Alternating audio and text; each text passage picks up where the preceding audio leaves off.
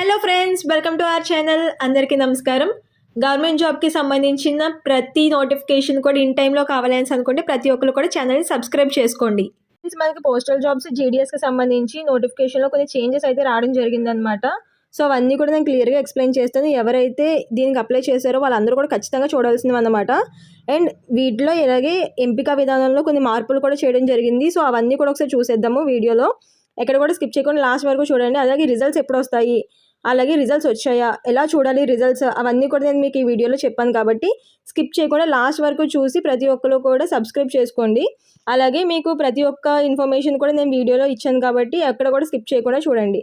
నేను మీ దగ్గర నుంచి జస్ట్ కోరుకునేది ఒక్కటి, జస్ట్ ఒక చిన్న లైక్ చేసి సపోర్ట్ చేయండి. అలాగే మీ ఫ్రెండ్స్ అందరికి కూడా షేర్ చేయండి. అలాగే సబ్స్క్రైబ్ చేసుకుని బెల్ ఐకాన్ని క్లిక్ చేసుకోండి. ఫ్రెండ్స్, మనకి పోస్ట్ ఆఫీస్ జీడిఎస్ రిజల్ట్స్కి సంబంధించి అలాగే నోటిఫికేషన్లో కూడా మనకి చేంజెస్ అయితే రావడం జరిగిందనమాట. సో ఫస్ట్ నోటిఫికేషన్లో వచ్చిన చేంజెస్ అన్నీ కూడా నేను ఒకసారి మీకు ఎక్స్ప్లెయిన్ చేసి చెప్తాను. ఇది ఎవరైతే అప్లై చేసుకున్నారో వాళ్ళందరికీ కూడా చాలా యూజ్ అవుతుంది. ప్రతి ఒక్కరికి కూడా మీ ఫ్రెండ్స్ ఎవరైతే అప్లై చేసుకున్నారో వాళ్ళందరికీ కూడా షేర్ చేయండి. అలాగే ప్రతి ఒక్కరికి కూడా ఖచ్చితంగా యూజ్ అయ్యే చేంజెస్ అనమాట. ఇవి అందరూ కూడా తెలుసుకోవాలి. ఎవరైతే అప్లై చేసుకున్నారో అందరికీ కూడా ఇది యూజ్ అవుద్ది కాబట్టి ప్రతి ఒక్కరు కూడా స్కిప్ చేయకుండా చూడండి.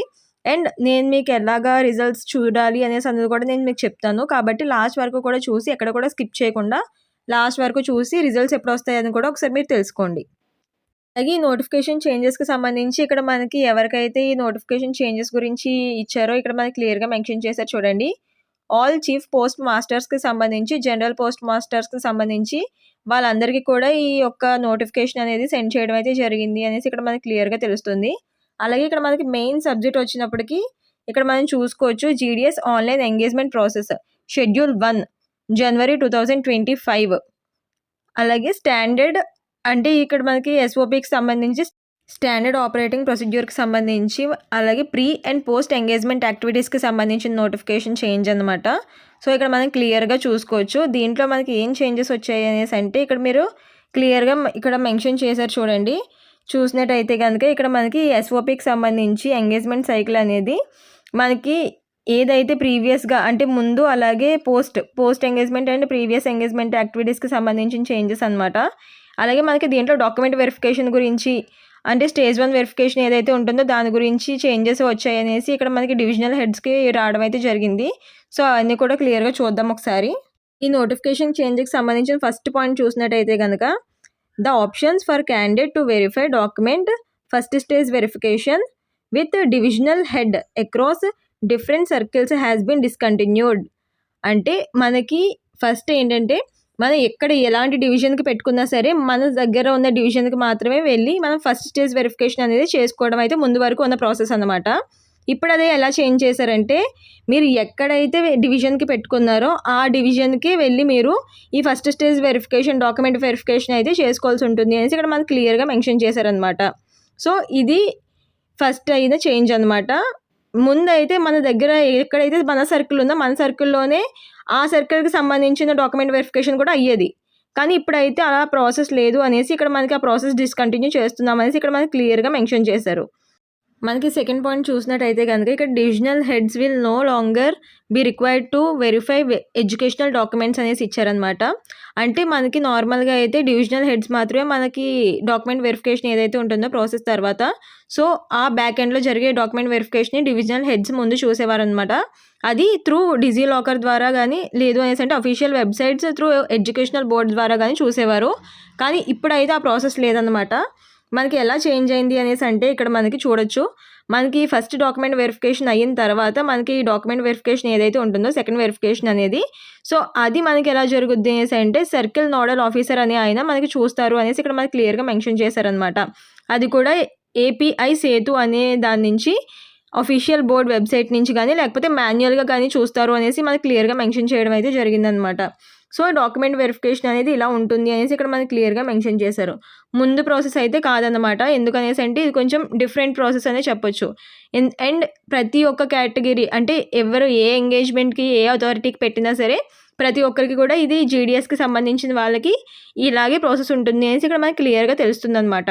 అండ్ ఇదంతా కూడా మనకి కొంచెం బ్యాడ్ న్యూస్ అనే చెప్పొచ్చు. ఎందుకనేసి అంటే ఏ సర్కిల్కి పెట్టినా సరే మన దగ్గరే డాక్యుమెంట్ వెరిఫికేషన్ జరిగేది ఒక ప్రాసెస్ అయితే అక్కడికే వెళ్ళి డాక్యుమెంట్ వెరిఫికేషన్ జరగడం అనేసి అంటే అది కొంచెం కష్టమైన ప్రాసెస్ కాబట్టి కొంచెం బ్యాడ్ న్యూస్గా చెప్పొచ్చు. బట్ ఇది కూడా మనకి అంతా కూడా సవ్యంగానే జరుగుతుందన్నమాట. అండ్ దీనికి సంబంధించి వెరిఫికేషన్ ప్రాసెస్ అయితే ఈ చేంజెస్ ఉన్నాయి అనేసి ఇక్కడ మనకి క్లియర్గా అయితే చెప్తున్నారనమాట. అలాగే మనకి ఇక్కడ ఈ నోటిఫికేషన్లో మనకి స్టేజెస్ అండ్ యాక్టివిటీస్ అనేసి ఇక్కడ మనకి క్లియర్గా మెన్షన్ చేయడం అయితే జరిగింది. ఇక్కడ మనకి pre engagement and joining process, post ఎంగేజ్మెంట్కి సంబంధించిన డీటెయిల్స్ అయితే ఇవ్వడం జరిగిందనమాట. ఇవి ఒకసారి చూసినట్టయితే కనుక మనకి ప్రీ ఎంగేజ్మెంట్లో మనకి మెన్షన్ చేసినట్టు డాక్యుమెంట్ వెరిఫికేషన్ ఏదైతే ఉందో అది మనకి డివిజనల్ హెడ్ వాళ్ళు చేయడం జరుగుతుంది. అలాగే ఇది ఏంటంటే మనకి ఎక్కడైతే మనం ఏ సర్కిల్కి అయితే మనం పెట్టుకున్నామో, ఏ డివిజన్కి అయితే మనం పెట్టుకున్నామో, సో అక్కడికే వెళ్ళి మీరు ఆ నోటిఫికేషన్కి సంబంధించిన ఆ డాక్యుమెంట్స్ అన్నీ కూడా అక్కడే మీరు ప్రాసెస్ అంతా చేయాల్సి ఉంటుంది అనమాట, డాక్యుమెంట్ వెరిఫికేషన్ అనేది. సో కాబట్టి ఇది మనకి ఫస్ట్ ప్రీ ఎంగేజ్మెంట్కి ఇచ్చిన నోటిఫికేషన్ అనమాట. అంటే ఇది ఎలా అనేసి అంటే ముందు చాలామంది ఏం చేసేవారంటే ఎక్కడ అయితే ఎక్కువ వేకెన్సీస్ ఉంటాయో ఆ డివిజన్కి పెట్టేవారు. ఆ డివిజన్కి పెట్టి ఒకవేళ మీకు అక్కడ జాబ్ వస్తే కనుక మన డివిజన్లో ఫస్ట్ అది ఆ డాక్యుమెంట్ వెరిఫికేషన్ అంతా కూడా కంప్లీట్ చేసి సో అక్కడికి వెళ్ళేవాళ్ళనమాట. సో ప్రాబ్లం ఉండేది కాదు. ఇప్పుడు ఎలా అనేసి అంటే మీరు ఏదైతే డివిజన్కి పెట్టారో ఆ డివిజన్కే వెళ్ళి డాక్యుమెంట్ వెరిఫికేషన్ కూడా చేయాల్సి ఉంటుంది అనేసి ఇక్కడ మీకు క్లియర్గా మెన్షన్ చేశారనమాట. సో అది ఒకసారి మీరు చూసుకుంటే సరిపోతుంది. అండ్ దీనికి సంబంధించి మనకి జాయినింగ్ ప్రాసెస్ గురించి కూడా చూసినట్టయితే కనుక ఇక్కడ మనకి ఫస్ట్ ఎలా అవుతుంది అనేసి అంటే మనకి 3 days ట్రైనింగ్ అనేది, అంటే మనకి సెలెక్ట్ అయిన తర్వాత మనకి ఫిజికల్గా వెరిఫికేషన్ అయిపోయిన తర్వాత డాక్యుమెంట్ వెరిఫికేషన్ అంతా కూడా సో మనకి 3 days అనేది బేసిక్ ట్రైనింగ్ ఉంటుంది అనేసి ఇక్కడ మనకి క్లియర్గా మెన్షన్ చేశారనమాట. సో మనకి ఏదైతే ఆ 3 days ట్రైనింగ్ ఉంటుందో దాన్ని కంప్లీట్ చేసుకున్న తర్వాత మీకు పోస్టింగ్ అనేది ఇవ్వడం జరుగుతుంది అనేసి మీకు ఇక్కడ క్లియర్గా మెన్షన్ చేశారు. సో ఈ విధంగా మనకైతే కొన్ని చేంజెస్ అయితే చేయడం జరిగింది. మ్యాక్సిమం చేంజెస్ చేయలేదు కానీ కొన్ని చేంజెస్ ఈ డాక్యుమెంట్ వెరిఫికేషన్కి సంబంధించిన చేంజెస్ అయితే ఇలా చేయడం జరిగిందనమాట.